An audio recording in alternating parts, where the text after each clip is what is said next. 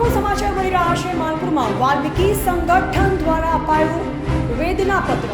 માલપુર મામલતદારને અપાયું વેદનાપત્ર। માલપુર વાલ્મીકી આશ્રમથી મામલતદાર કચેરી સુધી યોજાઈ રહેલી રેલીમાં પીએમ મોદીના બેનર્સ અને પ્લેકાર્ડ રાજ્યના તમામ વિભાગોમાં સફાઈ કામદારોને કાયમી કરવામાં, તમામ કર્મચારીઓને લઘુત્તમ વેતન સાથે તમામ હકો આપવામાં 1 જાન્યુઆરી 2025ના દિવસે લાલજી ભગત કરશે દિલ્હી સુધી દંડવત યાત્રા। આજે વડાપ્રધાન નરેન્દ્ર મોદી સાહેબશ્રીના જન્મદિવસ નિમિત્તે આખા ગુજરાતમાં આવેદનપત્ર વેદનાપત્ર આપવામાં આવે છે અને આજે માલપુર ખાતે વાલ્મીકી આશ્રમથી મોદી સાહેબના બેનરો અને પોસ્ટરો લગાવી અને મામલતદારશ્રીને અમે વેદનાપત્ર આપવામાં આવ્યું છે કે અમારી જે વેદના છે, આ દેશને 78 વર્ષ થયા તેમ છતાંય વાલ્મીકી સમાજને આઝાદી મળી નથી।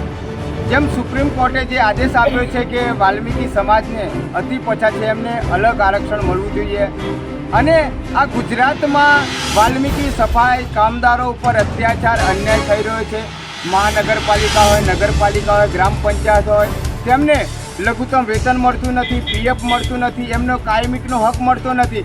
વર્ષોથી નગરપાલિકામાં જ્યારે કામ કરતા હોય ને જ્યારે ભરતી કરવામાં આવે છે ત્યારે એસટી મુજબ જે ભરતી કરવામાં આવે છે, રોસ્ટર મુજબ ભરતી કરવામાં આવે છે, એમાં વર્ષોથી કામ કરતા કામદારોને વેગળા કરવામાં આવે છે અને ગ્રામ પંચાયતોમાં તો લઘુત્તમ વેતન મળતું નથી, પીએફ મળતું નથી અને કોન્ટ્રાક્ટ સિસ્ટમમાં જે એજન્સીઓ ભરપૂર શોષણ કરી રહ્યા છે લઘુત્તમ વેતનના પણ, તેના માટે ગુજરાત સરકારને નામદાર કોર્ટને અમે વિનંતી કરીએ છીએ કે આજે મોદી સાહેબના જન્મદિવસે ગુજરાતના તમામ સફાઈ કામદારો અને વાલ્મીકી સમાજના પ્રાણ પ્રશ્નો હલ કરવા હું મોદી સાહેબને વિનંતી કરું છું અને મોદી સાહેબને ચરણોમાં હું 1/1/2025ના રોજ 1 વર્ષની યાત્રા માલપુરથી દંડવત પ્રણામ યાત્રા દિલ્હી સુધી હું કરવા જઈ રહ્યો છું। તો મોદી સાહેબના જન્મદિવસ નિમિત્તે અમે એક ભેટ માગીએ છીએ કે વર્ષોથી કામદારને કાયમી કરો, એવી અમારી માંગ છે।